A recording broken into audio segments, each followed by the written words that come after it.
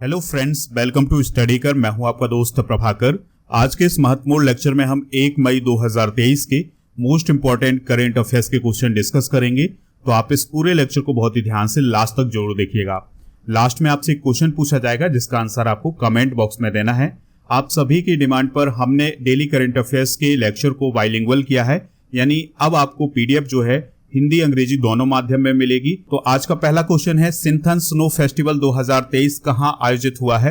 तो यह जम्मू कश्मीर में आयोजित हुआ है। इसका आयोजन किया है पर्यटन निदेशालय और जम्मू एवं किश्तवाड़ पर्यटन विकास प्राधिकरण। इसका आयोजन हुआ था 29 से 30 अप्रैल तक। किस स्थान पर हुआ था? तो सिंथन मैदान किश्तवाड़ में इसका आयोजन हुआ था। दोस्तों, इस आयोजन के दौरान बाइक रैली, पैराग्लाइडिंग, स्नो कनाइंग, फन स्नो एक्टिविटीज की गई। इसके अलावा कई स्थानीय सांस्कृतिक प्रदर्शन भी यहां पर आयोजित किए गए हैं। बात आई है जम्मू कश्मीर की, तो ये आप देख सकते हैं, ये जम्मू कश्मीर का मैप है।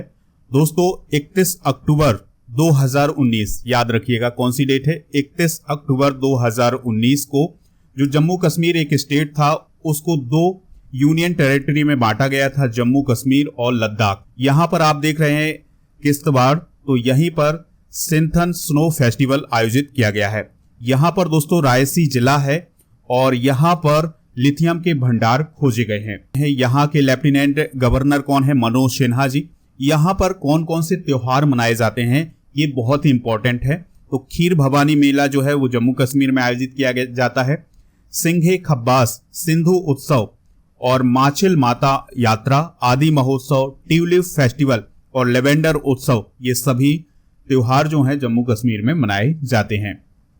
आप देख रहे हैं 1 मई 2023 के डेली करंट अफेयर्स के महत्वपूर्ण लेक्चर को, तो आप इसे लास्ट तक देखिएगा। लास्ट में एक क्वेश्चन पूछा जाएगा, उसका आंसर आप कमेंट बॉक्स में दीजिएगा। और अगर दोस्तों लेक्चर पसंद आता है तो लाइक करिएगा और चैनल पर अगर पहली बार आए हैं तो सब्सक्राइब जरूर करिएगा।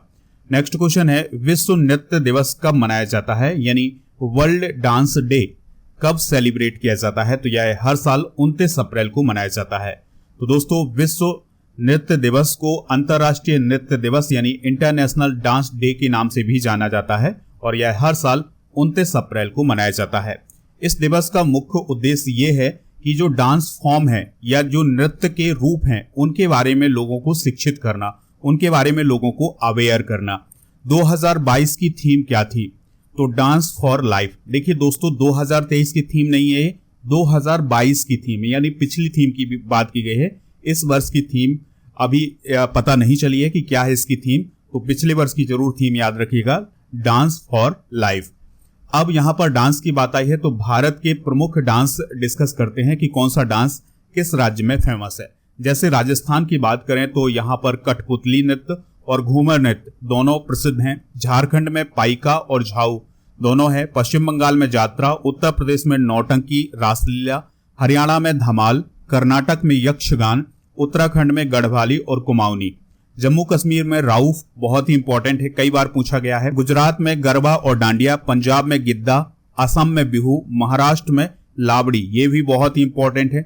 ओडिशा में ओडिसी, आंध्र प्रदेश में कुचिपुड़ी और तमिलनाडु में भरतनाट्यम। नेक्स्ट क्वेश्चन है, ग्रीन वर्ल्ड अवार्ड 2023 किसने जीता है? तो CMRL के द्वारा ग्रीन वर्ल्ड अवार्ड 2023 जीता गया है। CMRL का मतलब है चेन्नई मेट्रो रेल लिमिटेड, तो इसके द्वारा अभी हाल ही में ग्रीन वर्ल्ड अवार्ड 2023 जीता गया है। दोस्तों, यूनाइटेड किंगडम के ग्रीन ऑर्गेनाइजेशन के द्वारा चेन्नई मेट्रो रेल लिमिटेड को ग्रीन वर्ल्ड अवार्ड 2023 दिया गया है। याद रखिएगा कि ये जो ग्रीन ऑर्गेनाइजेशन है ये यूनाइटेड किंगडम में पर्यावरण के प्रति काम करने वाला ऑर्गेनाइजेशन है और CMRL को यह जो पुरस्कार दिया गया है यह ऊर्जा उपयोग और कार्बन उत्सर्जन में कटौती की पहल के लिए किया गया है। यानी कि ऊर्जा का कम से कम उपयोग करके अधिक से अधिक काम किस प्रकार से किया जा सकता है और कार्बन का कम से कम उत्सर्जन किस प्रकार से किया जा सकता है, इसके लिए CMRL को ग्रीन वर्ल्ड अवार्ड दिया गया है। दोस्तों, power grid corporation of India को CSR श्रेणी में गोल्ड दिया गया है, यानी कॉरपोरेट सोशल रिस्पॉन्सिबिलिटी कैटेगरी में पावर ग्रिड कॉरपोरेशन को गोल्ड हासिल हुआ है। इसके अलावा वेदांता को पर्यावरण नीति और प्रबंधन श्रेणी में गोल्ड मेडल हासिल हुआ है। हाल ही में प्रदान किए गए कुछ प्रमुख अवार्ड डिस्कस करते हैं। तो अभी हाल ही में रतन टाटा जी को ऑस्ट्रेलिया का सबसे बड़ा सम्मान ऑर्डर ऑफ ऑस्ट्रेलिया दिया गया है। इसके अलावा सोनम वांगचुक को अभी हाल ही में संतोष मानवतावादी पुरस्कार दिया गया है। आशा भोसले जी को लता दीनानाथ मंगेशकर पुरस्कार दिया गया है अभी हाल ही में। मैल्कम आदिसेसिया पुरस्कार 2023 उत्साह पटनायक को दिया गया है। राज सुब्रमण्यम को प्रवासी भारतीय सम्मान अभी हाल ही में प्रदान किया गया है। नंदिनी गुप्ता ने फेमिना मिस इंडिया 2023 का खिताब अभी हाल ही में हासिल किया है। लुइस कैफरेली ने 2023 का एबेल पुरस्कार जीता है। एबेल पुरस्कार याद रखिएगा, ये गणित के क्षेत्र में दिया जाता है। रक्षा मंत्री राजनाथ सिंह किस देश के दौरे पर हैं? तो दोस्तों रक्षा मंत्री राजनाथ सिंह 3 दिन की मालदीव के दौरे पर हैं। ठीक है, तो रक्षा मंत्री गए हैं तो रक्षा से रिलेटेड ही बातें होंगी वहां पर। तो इस यात्रा के दौरान दोनों देशों के बीच जो रक्षा संबंध हैं दोनों देशों के, उसको लेकर के चर्चा होने वाली है। तो राजनाथ सिंह मालदीव के राष्ट्रपति इब्राहिम मोहम्मद सोलेह से भी मुलाकात करने वाले हैं। दोस्तों मालदीव के बारे में बात करें तो इसकी कैपिटल है माले और यहाँ के जो राष्ट्रपति हैं वो हैं इब्राहिम मोहम्मद सोलेह और यहाँ की जो करेंसी है वो है रुपया। और दोस्तों यह जो है नॉर्थ सेंट्रल इंडियन ओशन में स्थित है और यह एक स्वतंत्र देश है। दोस्तों अगर हम बात करें मालदीव की तो यह जनसंख्या और क्षेत्रफल की दृष्टि से एशिया का सबसे छोटा देश है। यानी जनसंख्या और क्षेत्रफल एरिया वाइज और पॉपुलेशन वाइज दोनों की अगर हम बात करें तो सबसे छोटा देश है ये एशिया का। यहाँ पर आप मैप में देखिएगा बहुत छोटे छोटे से बिंदु आपको दिखाई देंगे। तो इंडिया के साउथ में अगर आप जाएंगे तो श्रीलंका के बहुत नीचे की तरफ आपको मालदीव दिखाई देगा और इसकी कैपिटल क्या है? माले, ये आप देख सकते हैं। अगर हम इस मालदीव को जूम करके देखेंगे तो इस प्रकार से कुछ दिखाई देगा। ये छोटे छोटे से ये द्वीप बने हुए हैं, यही है मालदीव। ठीक है, तो ये एशिया का एरिया वाइज और पॉपुलेशन वाइज सबसे छोटा देश है। सौराष्ट्र तमिल संगम प्रशस्ति पुस्तक का विमोचन किसने किया है? तो प्राइम मिनिस्टर नरेंद्र मोदी जी के द्वारा सौराष्ट्र तमिल संगम प्रशस्ति पुस्तक का विमोचन किया गया है। तो सौराष्ट्र तमिल संगम प्रशस्ति पुस्तक के बारे में बात करें तो यह पुस्तक सौराष्ट्र तमिल संगम की भावनाओं के संबंध में प्रसिद्ध कवियों द्वारा रचनाओं का एक संग्रह है। यानी इसमें सौराष्ट्र और तमिल के जो प्रसिद्ध कवि थे उनकी जो रचनाएं हैं उनका इसमें संग्रह किया गया है। यह पुस्तक श्री सोमनाथ संस्कृत विश्वविद्यालय के द्वारा प्रकाशित की गई है। 2023 की प्रमुख पुस्तकें डिस्कस करते हैं तो वॉर एंड वीमेन पुस्तक लिखी गई है डॉक्टर M.A. हसन के द्वारा। Basu Chatterjee and middle of the road cinema पुस्तक लिखी गई है अनिरुद्ध भट्टाचार्य जी के द्वारा। गांधी सियासत और संप्रदाय पुस्तक लिखी गई है पीयूष बाबेले के द्वारा। फुलंगे पुस्तक लिखी गई है दार्जिलिंग के लेखक लेखनाथ छेत्री के द्वारा। A matter of the heart education in India पुस्तक लिखी गई है अनुराग बेहर के द्वारा। Bipin the man behind the uniform पुस्तक लिखी गई है रचना बिष्ट रावत के द्वारा। दोस्तों ये बहुत ही इंपॉर्टेंट पुस्तक होगी क्योंकि ये बिपिन रावत जी के नाम पर लिखी गई है। As good as my word पुस्तक लिखी गई है K.M. चंद्रशेखर के द्वारा। और Mundaka Upanishad the gateway to eternity पुस्तक लिखी गई है पूर्व सांसद डॉक्टर करण सिंह के द्वारा।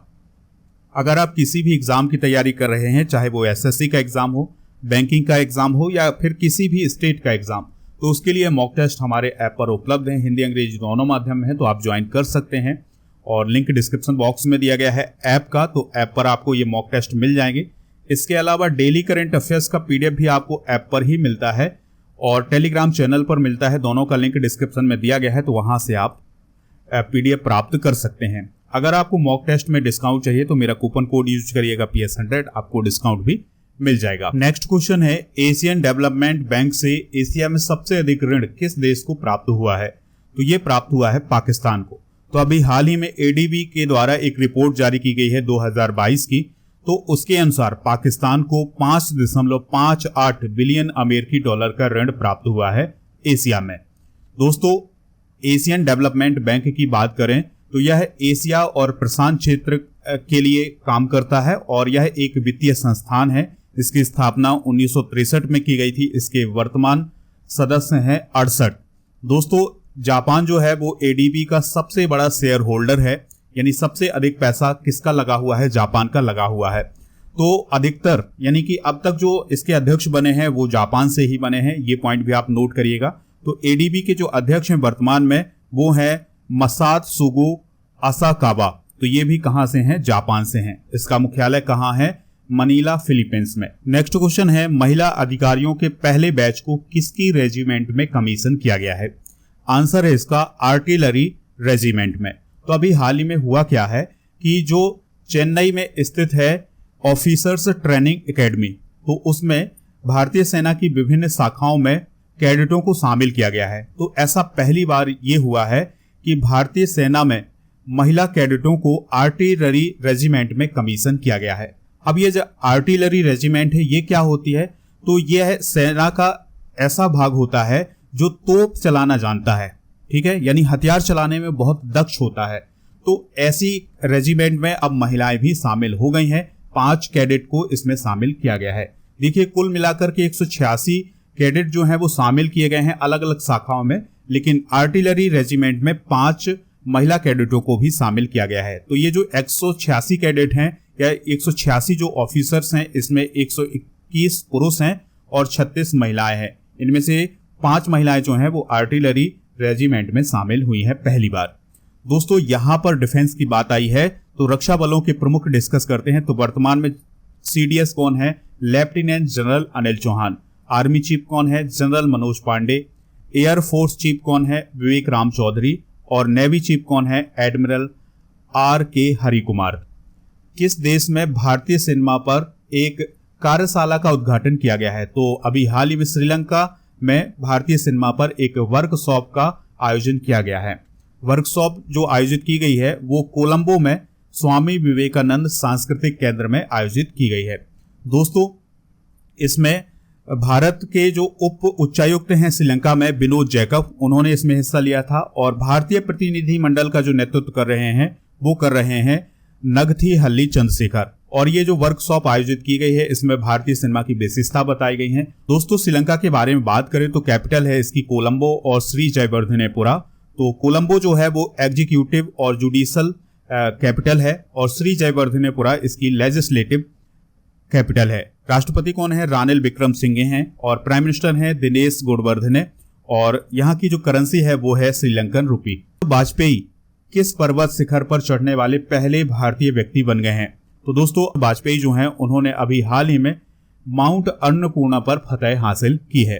तो पर्वतारोही वाजपेयी जो हैं माउंट अन्नपूर्णा फर्स्ट पर चढ़ने वाले पहले भारतीय व्यक्ति बन गए हैं। माउंट अन्नपूर्णा जो है वो नेपाल में स्थित है और यह दुनिया का 10वां सबसे ऊंचा पर्वत है। और इसकी जो ऊंचाई है वो है समुद्र तल से 8091 मीटर की। अगला क्वेश्चन है किस राज्य में विरासत महोत्सव आयोजित किया गया है। तो अभी हाल ही में गोवा में विरासत महोत्सव का आयोजन किया गया है और इसका जो उद्देश्य है वो है गोवा में सांस्कृतिक पर्यटन को बढ़ावा देना। बात कर लेते हैं गोवा की, तो कैपिटल पणजी है। राज्यपाल हैं पी.एस. श्रीधरन पिल्लई और यहाँ के जो चीफ मिनिस्टर हैं वो हैं प्रमोद सावंत। और अगर हम गोवा की बात करें तो ये एरिया वाइज भारत का सबसे स्मॉलेस्ट स्टेट है। तो ये इंपॉर्टेंट पॉइंट है, इसे आप नोट कर सकते हैं। चलिए दोस्तों कल के करेंट अफेयर्स को रिवाइज करते हैं, फिर इसके बाद जनरल नॉलेज की पिटारी को डिस्कस करेंगे और फिर आपसे पूछे गए क्वेश्चन जिसका आंसर आपको कमेंट बॉक्स में देना है। कल का पहला क्वेश्चन था हाल ही में पुष्करालू महोत्सव कहाँ शुरू हुआ है, वाराणसी में। एससीओ के परिवहन मंत्रियों की बैठक कहाँ आयोजित हुई है, नई दिल्ली में। फुटबॉल का हीरो सुपर कप 2023 किसने जीता है, उड़ीसा फुटबॉल क्लब ने। लंदन के तेलुगु एसोसिएशन के द्वारा किसे लाइफ टाइम अचीवमेंट अवार्ड दिया गया है, डॉक्टर रघुराम पिल्ले रिसेट्टी को। विश्व पशु चिकित्सा दिवस 2023 कब मनाया गया है, 29 अप्रैल को। प्रधानमंत्री ने कितने एफएम ट्रांसमीटर का अभी हाल ही में उद्घाटन किया है, 91। रिफ्लेक्शंस नामक पुस्तक का विमोचन किसने किया है, निर्मला सीतारमण ने। डॉक्टर एन गोपाल कृष्णन का निधन हो गया है, वह कौन थे, तो वह एक वैज्ञानिक थे। भारतीय जीवन बीमा निगम यानी एलआईसी के अध्यक्ष कौन बने हैं, सिद्धार्थ मोहंती। मोटा अनाज अनुभव केंद्र का शुभारंभ किसने किया है, नरेंद्र सिंह तोमर ने। तो दोस्तों ये थे कल के महत्वपूर्ण करंट अफेयर्स के क्वेश्चन। चलिए आज के जनरल नॉलेज के पिटारे में डिस्कस करते हैं भारत के प्रथम पुरुष। तो भारत के प्रथम मुख्य न्यायाधीश कौन थे, हीरालाल जेकानिया। बहुत इंपॉर्टेंट है, कई बार एग्जाम में भी पूछा गया है। तो स्वतंत्र भारत में जन्मे भारत के प्रथम मुख्य न्यायाधीश कौन थे, न्यायमूर्ति सरोज होमी कपाड़िया। अंतर्राष्ट्रीय न्यायालय में प्रथम भारतीय न्यायाधीश कौन थे? डॉक्टर नागेंद्र सिंह। अंतर्राष्ट्रीय न्यायालय में प्रथम न्यायाधीश कौन थे? वेनेगल रामाराव। भारतीय राष्ट्रीय कांग्रेस के प्रथम अध्यक्ष कौन थे? व्योमेश चंद्र बनर्जी। भारतीय राष्ट्रीय कांग्रेस के प्रथम मुस्लिम अध्यक्ष कौन थे? बदरुद्दीन तैयब। नोबेल पुरस्कार प्राप्त करने वाले प्रथम भारतीय कौन थे? रविन्द्रनाथ ठाकुर। तो दोस्तों ये सभी पॉइंट आप नोट कर सकते हैं। और अब आपसे पूछा जा रहा है महत्वपूर्ण क्वेश्चन, जिसका आंसर आपको कमेंट बॉक्स में देना है। सिंथन स्नो फेस्टिवल 2023 कहां आयोजित हुआ है? जो भी इसका राइट आंसर कमेंट बॉक्स में जरूर बताइएगा।